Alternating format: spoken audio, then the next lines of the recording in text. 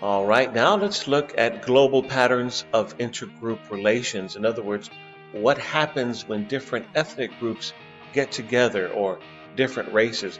We're going to go from worst case scenario to best case scenario. So let's get started. So if we're talking worst case scenario when different ethnic groups or races get together, we're talking about genocide, attempted annihilation of a race or ethnicity. I know many people have seen the movie Hotel Rwanda, which takes place in the early 90s, when one ethnic group tries to eliminate another ethnic group. Now, ironically, both ethnic groups look very similar. Both of them are African, only the culture was different. So many people usually think of genocide, different races. But in actuality, throughout history, most of the genocide is different ethnic groups, but the same race. So if you get a chance, you should check out the movie Hotel Rwanda. This is an individual who survived in Rwanda. As you can see, he's scarred on the face. Most of the genocide was done by Machete. He was able to survive in Rwanda. Finally, we see the tombstone of a little girl. She was 2 years old. It says here, favorite toy was a doll. Favorite food, rice and chips. Best friend, her father. Behavior, good girl. Cause of death, smashed against the wall. And if you look right here, you can see someone taking a photo with their cell phone. This is in Rwanda. So, there we have genocide. Now, when we think of genocide, the example most people think of is World War II. Now, in World War II, one of the things that was the cause of the genocide was this definition right here. It's called eugenics. Now, eugenics, beliefs and practices aiming to improve the genetics of a population. World War II in Germany, they were trying to improve the genetics of the population and reduce or cause genocide to another ethnic group. So this term, which was about aiming to improve genetics, was taken in Germany and taken to the extreme, eugenics. Now let's look at, we went from worst case scenario, and that worst case scenario was genocide. Now let's go to one that is less extreme. Population transfer. Transfer of the population from the dominant group instead of committing genocide. Simply move them away. Here we see Native Americans forced to move from their homeland and change their lifestyle. Examples of population transfer. The Japanese internment camps from World War II. These were Japanese Americans. They already lived here. They had homes. They had jobs. And then after World War II, they were forced to move to internment camps. Now, these are not concentration camps. However, their civil rights were removed. And also Native Americans, the most popular example of a population transfer here in the United States. All right, so we went from genocide to population transfer. And one of the reasons that it does happen is the following, something called xenophobia, fear of foreigners or the unfamiliar. Some people would use the term to describe another individual. That individual is very xenophobic. Here we have Japan. Japan has very strict immigration laws. It is very difficult to move to Japan. Their immigration laws are very strict. Some people would say, hey, they are xenophobic. They want to stay unto themselves. So, xenophobia. Okay, we went from genocide, then we went to population transfer. Now let's talk about another thing that could happen between races or ethnic groups. The next one is referred to as internal colonialism, and that's when the dominant group manipulates the minority, tries to make money off of them. Now, of course, here we see a photo, and here we see individuals working the field. When we think of internal colonialism, we could say, well, slavery is an example of internal colonialism. Today, if you need a lot of work done, and if you want to pay a low fee, illegal immigrants will get the job done. So you could say, well, that would be an example of internal colonialism.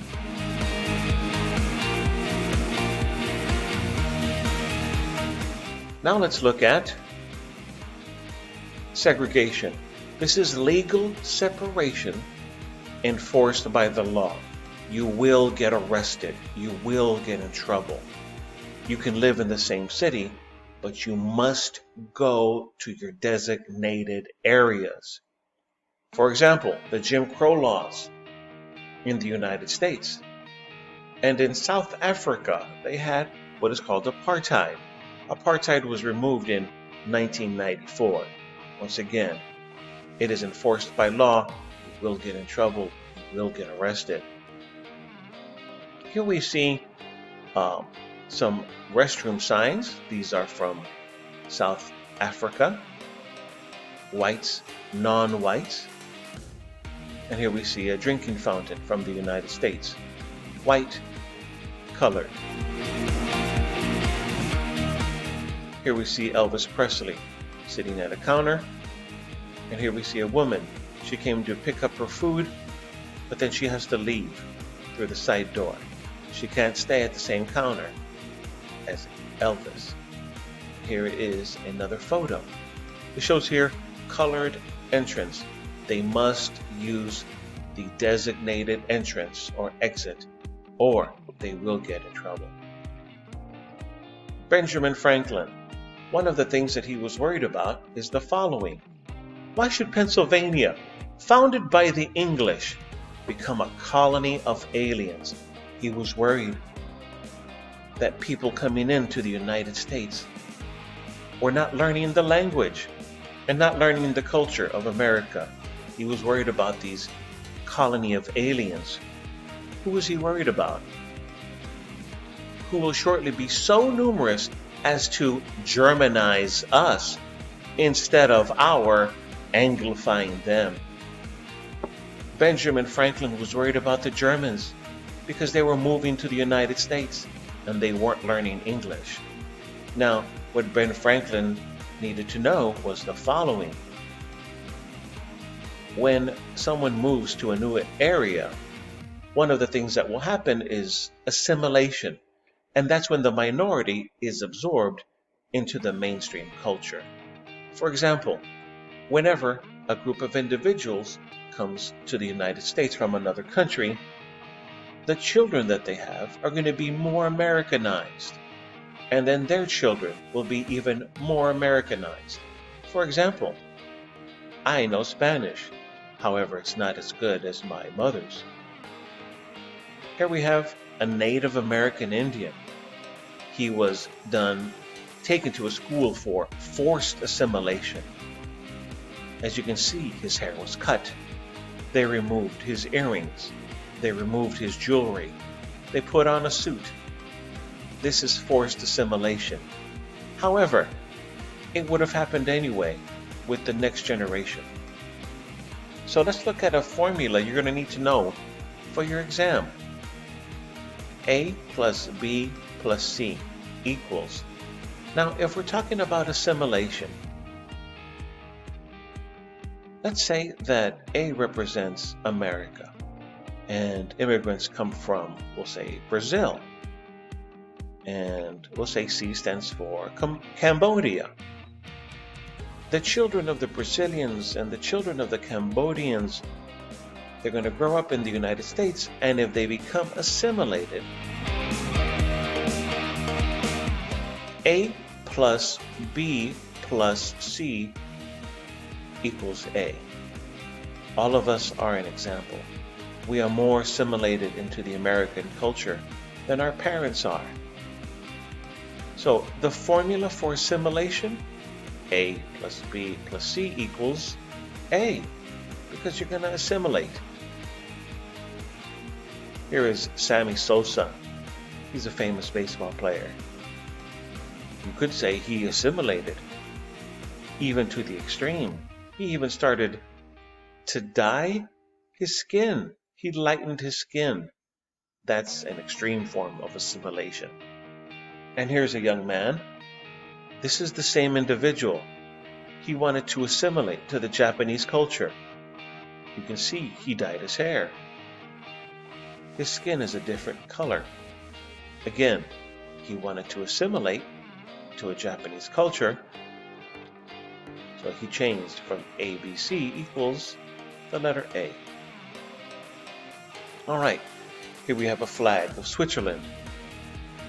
Now Switzerland has what we call pluralism. This permits and encourages ethnic variation. They want you to practice your own culture. They want you to practice your own language. They want you to practice your own religion. A plus B plus C. If they don't want you to change, if they want you to keep and practice what you already do, then we'll say A plus B plus C equals ABC. Switzerland is an example. And here are the languages that they can speak. So the formula for pluralism, wanting you to keep your language and keep your religion, ABC equals A, B, and C. Finally, the last term. Here is a wrestler, and his name is Pt3. This is his daughter. They are Samoan. She married an African American. So she is Samoan, he is African American, and they had a little boy. That little boy is The Rock. This is amalgamation, when the majority and the minority combine. The formula for something new, A plus B plus C equals, if it's something new, is letter D. And an example is The Rock. The Rock is a combination of African American and Samoan. Here's The Rock with his first wife. She's Cuban. And once again, they have a daughter. And so she is also an example of A plus B plus C equals The Rock. Make sure you go over the terms, remember them, and learn them, because you're going to need them for your exam.